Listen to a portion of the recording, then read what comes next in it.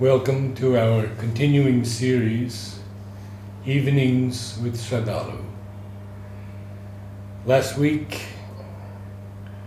we had you for the first time. We're blessed to have you again. Namaste. Thank you. We began with India and we should continue, I feel, with India. Especially the youth today, 100 years from what Sri Aurobindo wrote. What about India's new youth today and the influence of the West on these young people?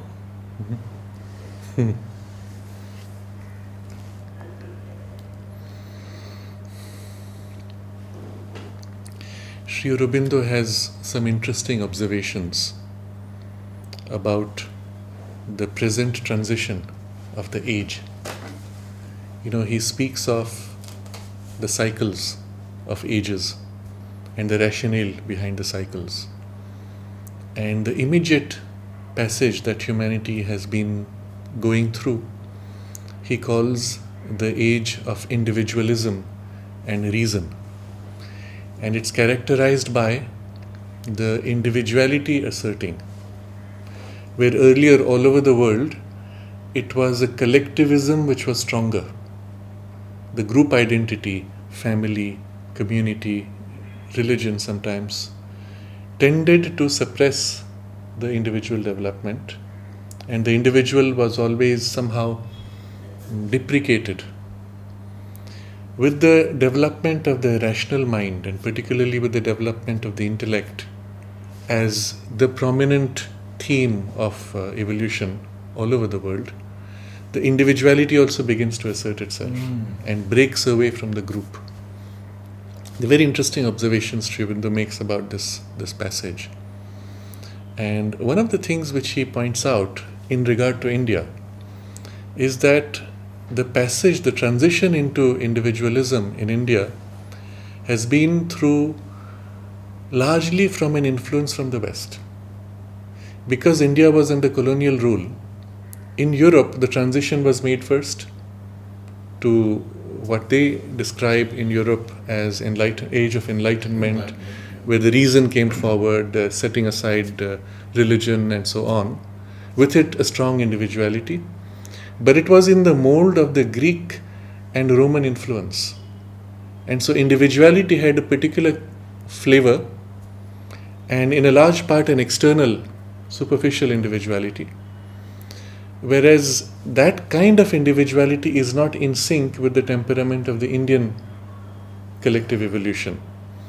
But because India was under colonial rule and that passage could not be made on its own terms, it is the European influence which triggered off the age of individualism and reason in India. And so it's a kind of an artificial, externally imposed development. A lot of this connects to what we discussed last time about some of the difficulties in the transition, particularly after India became free from colonial rule. The attempt to replicate all that came from Europe, to try to improve upon it by doing it better, but in the mold of Europe, which obviously has to fail. Yeah. And then a patchwork to make up for the failures. That has to give way at some point to the innate sense of individuality. And so there has not been enough time for that to be developed sufficiently in India. It has begun, and a lot of it was an initial indigestion. We see something of this in what we may call the millennial generation, as they call it today. We see an individuality developing, sometimes strongly with an influence from the West, sometimes coming up from an own internal churning. What is most interesting to observe is the people from India who have lived in the West, especially IT, technology people, have been exposed to that culture, exposed to that space where individuality is valued, free from the oppression of the past influence in India. They are the ones on return who are able to best put forward their individuality, although still in a mixed space. In time, though, what is happening in India is the pressure of the collectivism has reduced immensely. And that's allowing the generation today to grow into a freer formed individuality, which is more innately Indian. Okay, so this transition is very interesting to observe, and I am surprised at how quickly it takes place. Of course, there has been a long gestational period of the indigestion, what I call, but what's happening now is happening quite rapidly. And I find in a lot of young people the individuality forming, but it's still struggling against the pressure of, let's say, family and other things. And the critical part is the values which have come from the West generally, European values really, mostly European but exaggerated from the American influence. Those values and the values they have received from their own past are as if being somehow integrated better. And it's important to recognize what comes from where and what is it that is in conflict. See, large part of the development which we have comes from our educational system. Some part comes from the parental influence and values. But because children spend most of the day in school and much less time with their parents, and parents are also working increasingly in the cities, it's like that at least, that the educational influence is much stronger. And the European education which the British brought came with two distortions. First is that in the form in which it developed in Europe, it was what I call industrial education, meaning the current educational system in Europe developed in the industrial age. So the whole industrial thinking is shot through in the educational system. And the mindset of society being industrial, they look upon this purpose of the school as manufacturing workers for the factories. And in this mindset, the school itself is a factory. Children are the raw material. Teachers are machines which are going to chop and twist and shape the raw material to create pre-designed cogwheels. Doctor, engineer, what about IT? IT, okay, etc. Pre-designed wheels, predefined in a very narrow boundary, trained just for that function, and fitted into society which is itself like a giant machine. So even they had this thinking, we have a shortfall of doctors, we need to boost that, we need more engineers, we need more managers, and so the thinking is also in terms of wheels, fixed, pre-designed. And the system of the education itself is shaping you and testing you at each step. It's like an assembly line. Grade 1, assembly line, test. Grade 2 is test. Grade 3, test. And each test is not to help you overcome. It's to eliminate those who do not pass. You're thrown out of the system if you do not fit into it. So the primary driver of motivation in this educational system is fear. The whole thing is built around, I am afraid I will not pass. And in not passing, society will not respect me. I will be ostracized. So the first primary driver of this whole training system is fear. And this was imprinted into India under colonial rule. It's very different from the indigenous educational system, which is based entirely on love and the concept of swabhava and swadharma. That is innate to you is your soul's alignment and aspiration and your alignment of nature. And you are meant to grow in that way, unique to yourself. And each child is unique. And so the educational framework was designed to allow each one to become truly what they are or what they aspire to be. And so here was this mass system flattening out society, uniform. You see, even they make you wear a school uniform, which is like the factory uniform. You have a school bell, which is like the factory bell. So you're tuned into a factory worker mode and flattened out. Still today. Still Same continuing. thing. Still continuing. It's grown a little worse. Because the way the system works, innate to it, because it's an exam-based system, not only a child's performance is measured, but also a school's performance. So this school has higher pass marks, and so the parents rush to put their children in this school, And how did the school ensure that you get higher marks? By filtering you right at the beginning. Yeah. So they have an entrance exam to check whether you're going to fit into their system. And so it seeps back. Each school is putting entrance exam earlier and earlier until this was about 10 years ago in Bombay. One of the elite schools had an entrance exam for kindergarten. One of the questions they asked was, repeat all the numbers, repeat the alphabet, repeat your parents' names and address. And one of the questions was, what is that, name the object rotating at the top of a helicopter. The thing which is, rotor, yeah. in case you don't know, it's called a rotor. Yeah. And kindergarten, entry, at the age of 3, you're supposed to know that.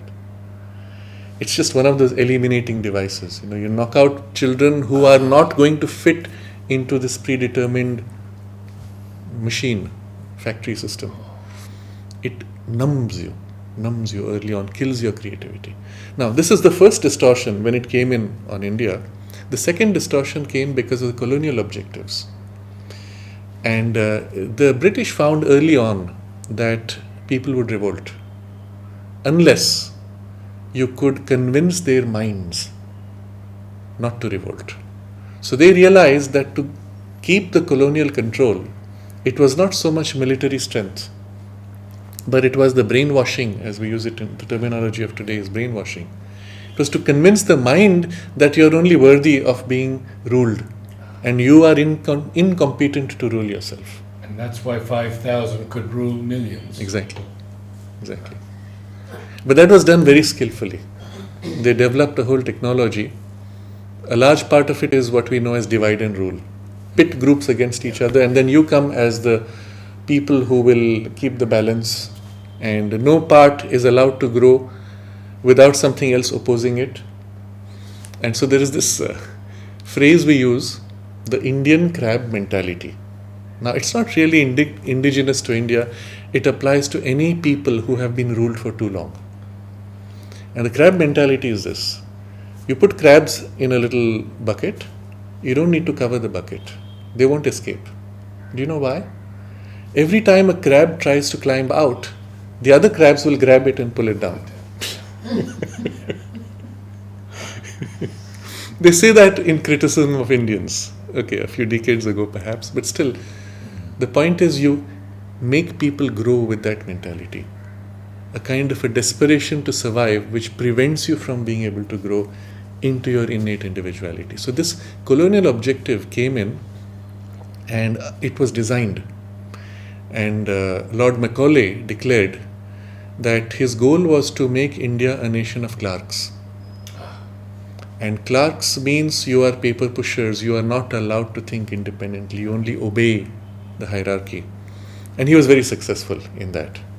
So we are undoing these two different distortions which came, and a large part is through the educational system. Of late, we have the distortions coming also through the media. So the Indian media as it developed was quite remarkable. Bollywood, as they call it today, was heavily influenced from the West.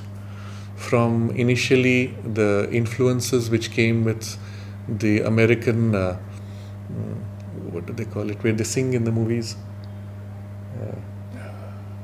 It's a style where you break out into song in the middle of a drama. Musicals, yeah. And it fitted with certain narrative styles of the Indian drama. Because India is the only country which has a text of dramatics going back 5,000 years. Okay? There is the whole text of theatre which teaches you the skill and the art of drama, of music, of dance, generally of art. And you read the text and you will find it still applies today. In fact, it exceeds the current norm of standards and values. It tells you the deeper psychology and even the spiritual component of all these approaches intended to elevate the human spirit. So we had our own temperamental forms of these dramatics. The musicals matched closely to that. So it kind of formed this peculiar format of Bollywood. But suddenly we find the last 15 or 20 years, there was an attempt to imitate what was coming through Hollywood. a kind of a coarse, vital excitement. And it is intended to stimulate and provoke, almost sexual in its stimulation, stopping short of being explicit. But it excites passions. And by excitement, it draws the crowds. And it's like hitting the lowest common denominator. This influence has come up strongly recently, in the last one generation, let's say. So these are three things which have been influences from the West. What they have brought, and I will look at briefly some notes I had made recently for a lecture. The first thing which I had mentioned was fear, because the whole driver of the industrial education is to make you afraid. And on the other side, if you do manage to pass your exams, reward you with so many people who have passed or who are first class, and then you have second class and the rest, which don't matter. There's even an interesting statement we have from the CBSE, which is Central Board of Secondary Education. It's a group of about, I believe it used to be 7 people who used to determine the whole CBSE framework. One of them in a public interview was asked, how can you explain this 40 to 50% dropout rate in India? That means by the time a student hits the age of 12, 40% of the children have dropped out of the school system. And his comment in public was, they don't count. The ones who get through are the only ones that matter. This thinking is there in the very administrative structures of the school. So it's a fear and reward as the prime motivation. What happens is, if till the age of 20, even 25, you've been driven by this fear-reward mechanism, your entire life is molded by the drive of fear and reward. Everything you do for the rest of your life is following in the same groove. I fear for my future, therefore I will do this. I fear that I might not be accepted, therefore I do this. Or the variation of it, the high performers, for the reward, for the appreciation, for the tokens, medals and little things which you hang around on your walls, which don't change you at all. And often those with the highest marks, first class pass, are failures in life. Because the school didn't prepare you for life. It prepared you to pass exams. And life is not about exams. Life it's about fulfilling yourself. And you were never taught that. You were never helped to develop that. So this is the first major distortion which comes in the educational system.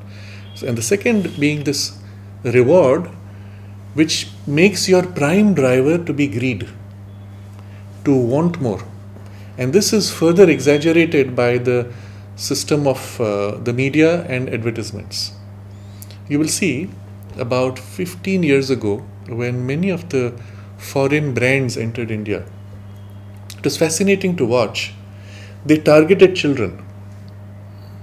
They were thinking 20 years ahead. These children, once they accept this brand, they are going to buy for life. That's the kind of thinking, and evoke greed there. And target the children and say, don't you have it? Ask your parents. So through the children, the pressure is put on their parents to buy that brand. It's very interesting to see that. And what is it doing? It's teaching children to have greed. And I noticed at the same time, I would see children in the school, one boy showing off that brand name. Maybe his shoes, maybe some box, maybe a pencil. And he'll show off the brand name. The other fellow doesn't have it because it's more expensive. So only the expensive, the richer parents would have it. Others cannot afford. And the other children would become sad. This guy is showing off, oh, your parents. You see, the whole thing was creating the competition and the drive of greed. For what reason? What's the difference? Both are equally functional. It doesn't matter. So you've been taught, you've been programmed to chase after rewards. This is the second distortion that comes with education, this industrial education. The third is the concept of competition. And this goes a little deeper. It has its roots in the framework of modern science's understanding of evolution. Darwinian evolution, as it's called. We don't have to blame Darwin. It's how we have packaged the whole concept. And the packaging as we are taught today is evolution is the result of survival of the fittest. And the fittest survival means 1% will survive, 99% will fail, so that 1% can survive. It is a destructive competition which is the prime driver of evolution. This is the idea we are given. So recently in an international conference, when I was disputing this idea and I said that this is a falsehood, somebody in the audience, a very senior member, got up in anger and he said, "Are you questioning evolution? Are you preaching creationism?" And to me it was interesting to see how evolution is identified with destructive competition. In other words, if you are not in a scramble to destroy others so that you may survive, that's not evolution. And the identification is so deep in our mindset, in our consciousness. And this is one of the perversions which came largely from the way science framed the evolutionary struggle. It influenced the whole of European development in the last 200 years, and it was the basis for the whole colonial rule by Europe of the rest of the world. Because the idea was, if I am superior and if I am stronger and the other is weaker, then I deserve to survive, they don't. And they deserve to be subjugated. This was the basis of the colonization. And it was then further filled in with religious authority. When the Pope declared that the blacks in Africa were not human, they didn't have souls, so they could be treated as cattle effectively. So it's the combination of the science and religion which basically made for that phase. But I'm questioning this whole concept that evolution is driven by competitive or destructive competition. The reality is, look at nature. Everywhere you see in the forest, everything is nourishing everything else. The prime driver of evolution and of life is collaborative. It is not destructive. It is helping each other. The weakest, the most fragile is nourished by everyone else. Science is beginning to realize this. In fact, even Darwin makes this observation that there is a whole collaborative process. But that is in later part of his life. By then entrenched in the collective scientific evolution was this idea of destructive competition. And this is continuing, and it has somehow seeped into the mindset of the Indian people. Now, our focus is India right now, so I'm pointing to this as one of the things which is causing internal conflict and indigestion, and as well as a breakdown of society itself because of this. We start cutting ourselves off. So, one of the results of this is isolation, separation, and exaggeration of this isolation. You are cut off from your own family and society. You are cut off from nature. You never experience unity with nature. How many children in the conventional educational system have ever experienced embracing a tree? Yes. Or just embracing the forest with their heart? For you, that's so normal. You look at a tree and you treat it as another being. But isn't the attachment to family still very strong? Or is it breaking up? It's breaking very quickly. In the cities, it's very quick. In the villages, it is still somewhat intact. And the problem is this, that breaking of the family is taking place at the same time as the development of the intellect. So it's almost as if you cannot separate these two things. Now you can. The reality is they are two separate things. But in the way it has worked out, because in the cities where the maximum focus on the intellectual development and independent thinking is taking place, there is the pressure on the family to break, first because you can only live in small flats. You don't have houses. You can't have, as in traditionally in India, it was 3 generations of family living together. Grandparents looked after little children, even if the parents were busy with other things. You don't have that. So today either parents are busy working, and both are working, so children are alone, no grandparents, or they're watching TV, which is just as bad because they're drinking in at an early age all the influences which come, the coarsening influences which are coming through television. It's a huge problem. I don't think we have an easy solution right now. In our school, in the ashram, we're trying to develop means it's a big challenge. Mother had forbidden our ashram school children from going to restaurants and cinemas, precisely to protect them from these coarsening influences. What has happened is eventually technology has caught up and we have not adjusted that isolation. So through television, the cinema has come into your homes. It's switched on several hours a day. So what she had tried to do has become irrelevant because we did not follow up with isolating from television also. And anything is available on the internet. And the internet is the next, yes. I have had children at the age of 10 in my class describing things they had seen on the internet which were extremely vulgar and coarse. It's all available. And if one child sees it, he's going to show it to someone else. You cannot prevent it. The result is this complete cutting off and isolation. And as a result, you're also sad. What you see in the West as a pattern, in America, 50% of the marriages end in divorce. And typically the stable marriages are the third or fourth marriages, not even the second. And this is because by the time you've grown mature enough, old enough, or pretty much you've given up trying to look for whatever it is that you were chasing after. And the same pattern is creeping into India, again starting with the cities where marriages have become unstable. Now there's a whole thing we can discuss on another occasion. Mother actually said the institution of marriage is obsolete. Yes. And it will break down completely. And she wanted no marriage in Oroville. She was very clear. There's a whole discussion around that, what that actually means. Yeah. And it does not mean there's no commitment or there's not a lasting relationship. But maybe we can keep that for another time. Good. Yeah. But the idea being that these are things which were inevitable. The form of it, though, is happening in a way that is not healthy. And it's by a breakdown of society and not by an awakening of something deeper and truer that these forms are breaking. So I'm just making this as a passing comment. The next thing which is coming from the educational system is the idea that you can reduce a person to a number, where one child has passed with 94.5% marks and the next child is 94.4. Now, a 0.1 difference of marks, you eliminate the children. It's ridiculous. What do those marks actually measure? Only your memory. What about your creativity? What about your capacity to execute, your ability to work in a team, your leadership quality? None of that is taken into account. And you're eliminating children just because that's your cutoff mark. And somewhere deep inside you, a child is damaged in the association with a number.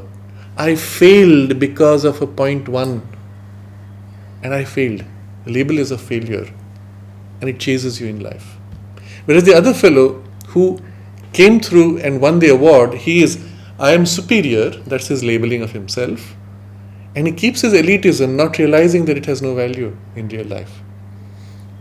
So this reduction to a number chases the mindset of the adult everywhere. It's a global phenomenon. We do not think of people as multidimensional beings. We tend always to reduce it to one number, black and white. What do you think about this? Are you for or against? Such a reductionism. What about that person? Good or bad? You're always reducing to a flat thing. So if somebody asks me a question like that, I may counter question by saying, in which way do you mean? And generally they are flummoxed, they don't reply anymore. What? I never thought of it like that. Which way? Because you can find 100 different facets. And on each you may have a judgment. That's a different question. But how do you combine them all? You cannot. You cannot. And this is the beauty of the way, if you see the way Mother ran the ashram.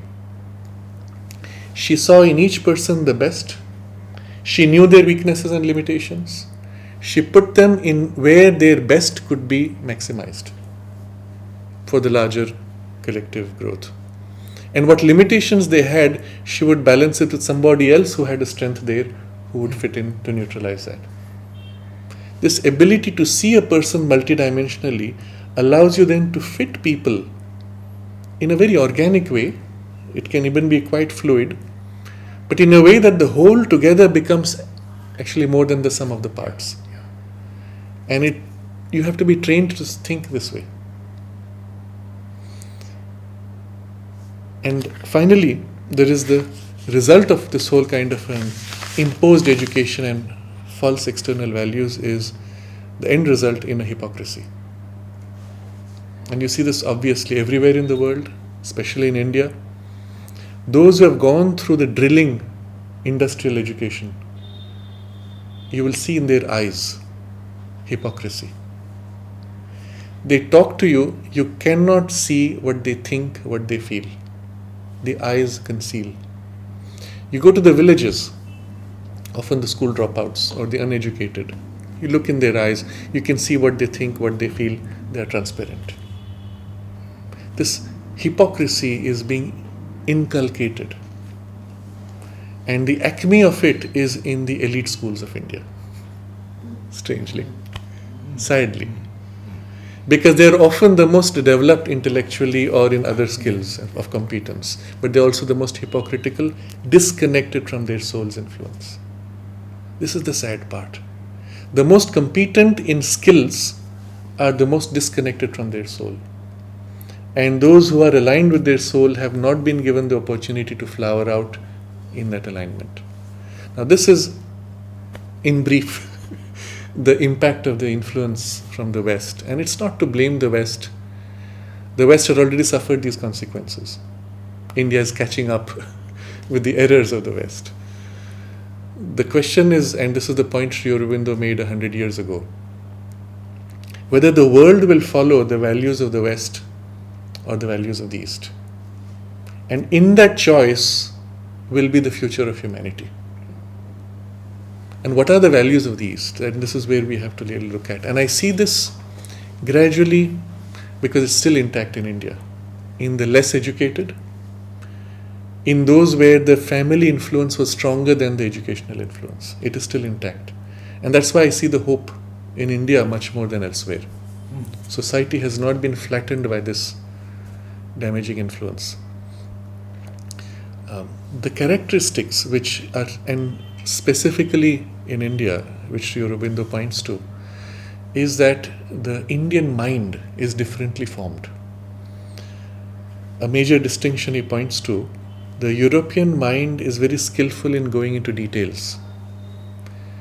It is able to align, analyze, and organize with the details very effectively. The Indian mind tends to want to go behind the form, to feel the essential behind the form. And at that point, the details of the form tend to blur. It wants to see the larger picture. It wants to see the common essential principle behind, which unites all the pieces, and then get into the details. And the result is, if you put the European mind in an Indian mind's description, the European mind blinks and cannot adjust. If you put the Indian mind in the context of the description or the priority of the European mind, the Indian mind gets out of its waters. And the two are almost opposite in the way they function. Now the best would be if the best of these two approaches can be integrated in a single mind. That would be the complete development. Of course, in practice, one begins with what is your strength. So unfortunately, the whole European education brought in with the opposite priority. And the Indian mind is trying to warp itself to fit those values. And where I see people having done that successfully, that's when they also lost their link with their intuition. Those who have not been too successful in that are the ones who have retained something of their innate. So Sri Aurobindo points to this. The Indian mind is much more familiar with the intuitive approach rather than the hard materialistic reductionist rationalism. And it wants to look at the big picture. It wants to look behind and from inside out. And second thing he points to is that it has an innate sense of the infinite and the eternal And both of these are also elements which come from the imprint of the spirituality of the civilization and its values. So when we look, for example, in the values of the common people in India, you will find people just being able to sit, be quiet and feel a kind of a peace or silence of the environment, something of the merging in a selfless infinite. This tendency is there quite strong. It was Professor Aravind Basu, who was your very close friend and teacher, who had shared this when I was a student. He gave us a lecture, and at that time I think he was a visiting professor in Oxford? Durham, okay. Durham. So in UK. Yes. So he said in one of the lectures there, he was asked by somebody, what's the difference in India and here in the UK? So Professor Basu asked that man, can you sit silent for 5 minutes? That was his style, very blunt. Yes. And the man was surprised. He said, no. And then Professor Basu said, any Indian can sit for 5 minutes without doing anything. And the point he made was, it has something to do with a kind of an inner awareness, where you're not sucked out into activity and constant movement of thoughts, emotions, agitation of the surface of the personality, but you can come to rest in a deeper dimension, in a deeper layer, and be satisfied in resting in it. And somehow this is the impact of that whole civilizational imprint, where you tend to think in the long term. We were taught as children that you have to be grateful. There's a ritual even once every year where you offer your gratitude to your ancestors, going back 7 generations. Now why 7? There's a whole rationale to it. But you were taught that 7 generations of your ancestors' efforts are here in you. And all the best that you have is the result of their efforts. Be grateful to them. And equally on the other side, what you are doing, every thought, feeling and action you do, every action in the world has its impact going down 7 generations. Be conscious of it. Just that one idea, if you start thinking about it and you become conscious, your whole perspective of time changes. And a variation to this is the principle that comes from the idea of rebirth, which unfortunately was lost in Europe, in the West generally. It used to be present earlier. Up until 500 AD. Yes. And then it was removed first by the religion and then later by science. The result though was you are thinking in the short term. You're thinking only of this one life. And science made it a little worse by telling you that your life is itself by chance. How did you come to be? Well, a few molecules fell into place by chance and the cell was born and you have evolved by chance. Remember, all the evolution is by survival of the fittest by chance. And all the mutations are by chance. So what's the point of your life? By chance? Well, fulfill your desires of the moment. There is no other purpose, no intention, no purpose, nothing higher to which to look forward to. And so it's just a mad scramble for each one to fulfill their moment's desire. Whereas right from the beginning you're taught, your problems today, in India they tell you, your problems are the result of what you did in your past lives. You are just suffering the consequences. Now straight away you're thinking long term. But then on the other side, what you do now will stay with you across lives. The growth you have now is permanent and you will come back again and again. You will face the consequences of your actions now when you come back the next time. So just this one idea, it's a very simple idea, but it immediately opens to you the continuum of time, from a distant past into the distant future, and you are part of it. You're never living in a tiny piece. Doesn't that bring in fear also? Well, unfortunately, parents use it to evoke fear. But, it's a principle which you can use both ways. You can equally assert your individuality by saying, you determine your fate. This is what Sri Aurobindo does. He points out that the principle of karma is not so much about suffering the past, but about forming your future. Doesn't matter what you did in the past or what the consequences are, because there are also collective karmas. Wherever you are now, what you do now determines your future and the collective future. It's a liberating principle. It gives you the power to form your own fate. And separate from these is this, again, the exhortation that the divine is everywhere and you are one with the divine. Just this one idea changes everything. With it comes the insight that within you is all potential. There's nothing that you cannot do. And the fulfillment of your potential is your life journey. Now, these are very simple principles. They are not taught as a philosophy. They are taught to children through stories, through narrations, through examples, through historical and mythological stories. And in India, history and mythology blur, at least in these stories, because it is the deeper truth of the history which is what is brought out in the mythology, the spiritual component often, symbolically. And so if you follow this kind of education and this kind of development and the values it brings, these are universal values and they are also eternal. If these values, in whatever form, does not have to be in the form as it is done in India, if these could be brought all over the world, the destiny of humanity would change. And it is this which Sri Aurobindo is pointing to as the future, what will determine the future of India. So we have had a phase in India where we imitated the West. We tried to follow those values and we have failed, fortunately. And the failures are compelling us to introspect and draw out deeper values. How those values will emerge, in what way the innate mind of India will bridge the imposed training which comes from the European mind, that is the challenge of the present. I can say this, the problem is not yet solved. It's still a churning going on. But I see individuals in whom the balance has tilted, where the Indian mind is coming forward, seizing upon the best of the European training and aligning these two in a way that I can say, here is somebody who will do something worthwhile.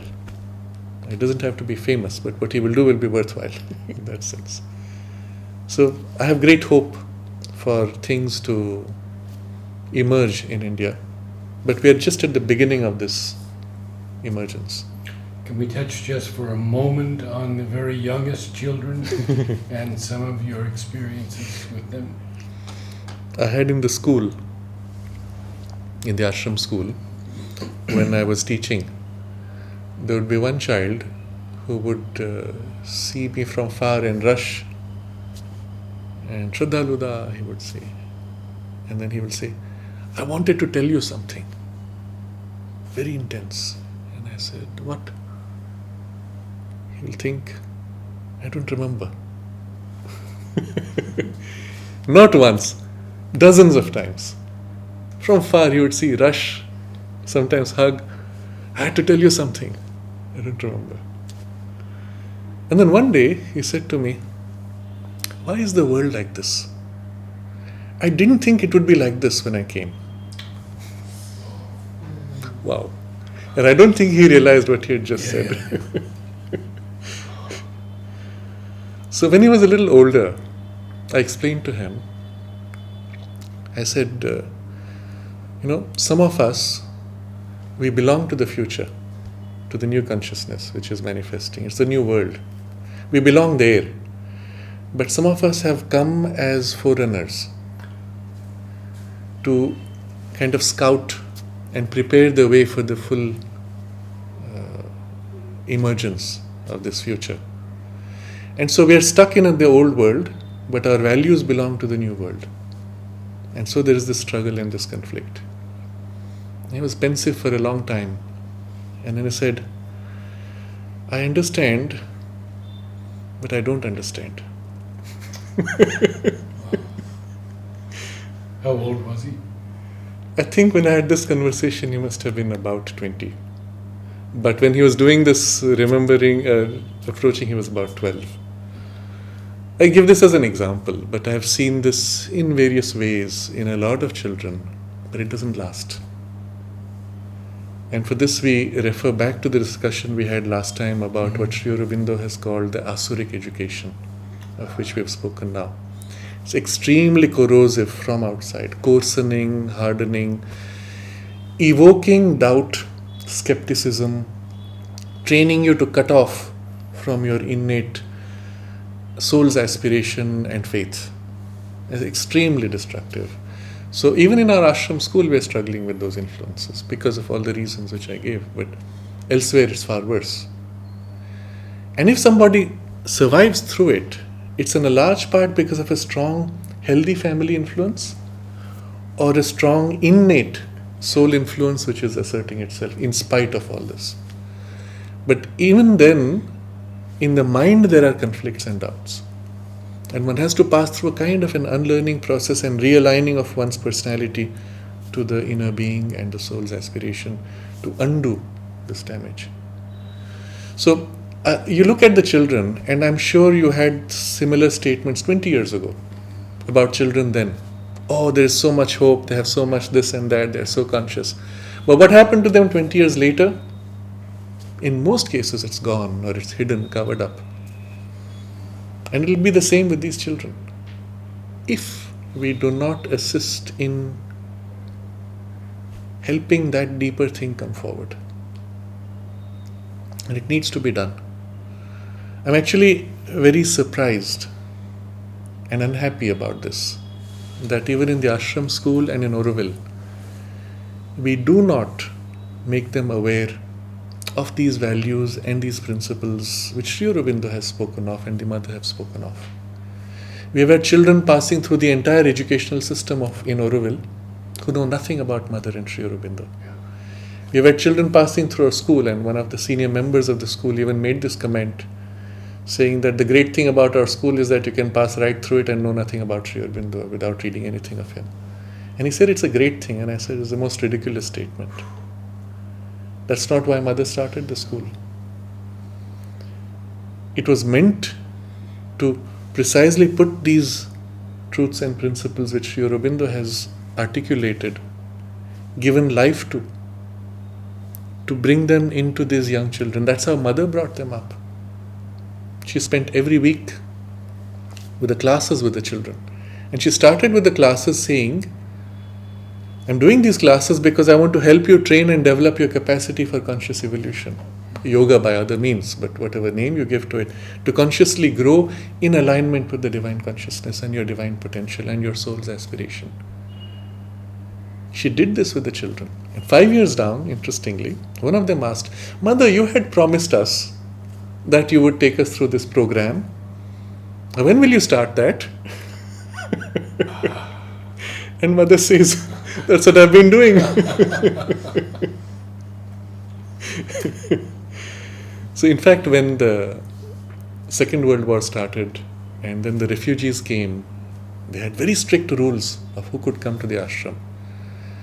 And mother said we had to perforce accept the children and their parents, which diluted that ashram atmosphere immensely. It even postponed the potential of the work which would have been done. It spoiled the work in a certain way by diluting. As a result, Sri Aurobindo had to leave his body and so on. But the point being, mother said we didn't have a choice. She explained that there were two options for the evolution in the ashram. One was a small core group which would rise together very high and bring down that highest consciousness and then widen out into humanity. And the second option was a larger community rising slowly, like a slope, a core which is high and then the whole gradation around. And she said, in the coming of the refugees and their children, nature chose the second option. So the result on one side was this dilution, but she said many problems which we would have had to face later have to be faced earlier. And she took it as an opportunity. Here were children, very young, unsullied by society. And she said, here's a chance to bring up a whole new humanity on these new values. That's how she started the ashram school. And one of the things she said there, she wanted the children to be isolated from their parents who came with the old past, wrong, even contrary values. And so she preferred them to be in the boardings than with the parents. And then she makes an interesting comment. After a few years, you see, we never had vacations. We had school all year long, every day, every morning and evening. Okay, unlike other schools. Until parents put pressure, and the pressure built up. We want our children to come to us in some other city. You see, sometime at least in the year you have to have holidays. And eventually the pressure was so much, mother gave in. Against her wishes, she gave in. And so 1.5 months in the year were given, November 1st to December 15th, for vacations. Now initially a few children went to their parents. Mother discouraged them from going. Eventually more and more, today I think the bulk of them travel out, very few stay. Yes. And mother commented about that. She said, every time the children go out and come back, all the work that I have done for the whole year is washed away, and I have to begin from scratch all over again. And then the questioner asked mother, but then mother, why do you continue? And mother said, you do not know the limits of my patience.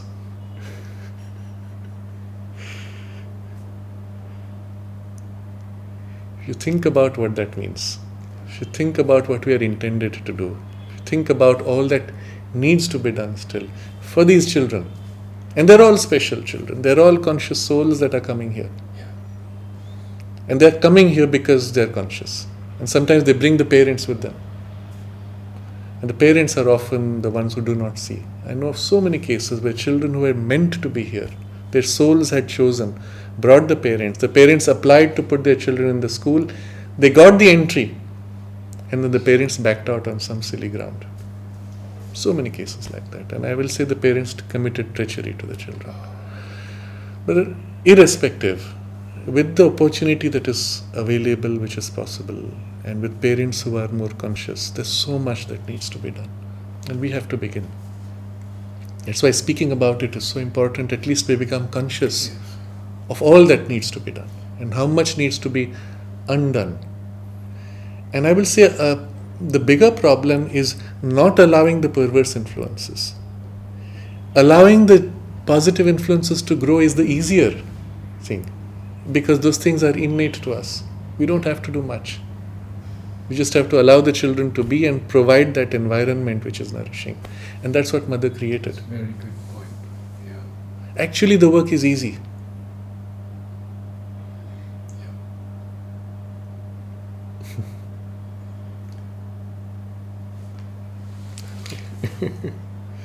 Thank you. Well, I'll just end with this observation. Mother is helping us.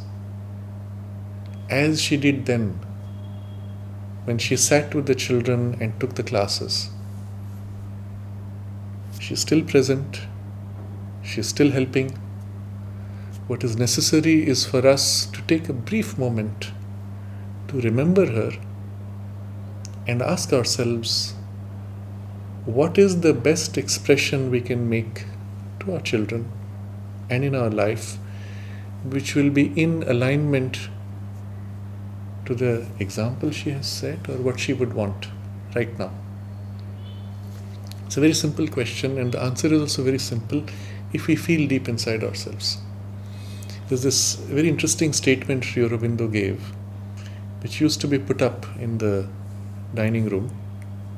It went like this: always behave as if the mother was looking at you, because she is indeed always present. Yes. And somebody wrote back to Sri Aurobindo about the grammar. You see, as if you should say it were. And Sri Aurobindo writes, as if she was present. And I said, no, it should be she were. And Sri Aurobindo, master grammarian, counters the other person and says, you say it were when it is not true. Always behave as if it were raining. Always behave as if it were sunny. It's not actually so, but behave as if. Then you say it were.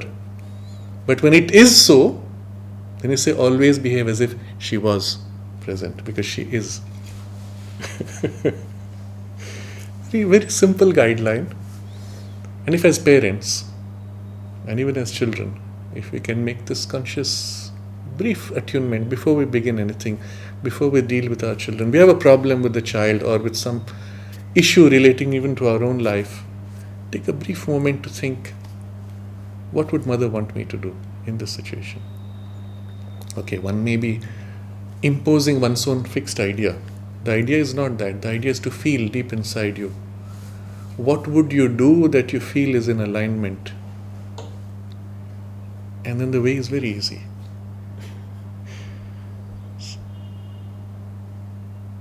And the future is bright, in spite of the appearances. Because the new world is here already. It's just pushing its way through. The cracks, the breakdown is only the old breaking and the new creeping in. So on some level, I even say it's good. If systems break down, it's a good thing, because you're forced now to change and to shift to a higher, newer value.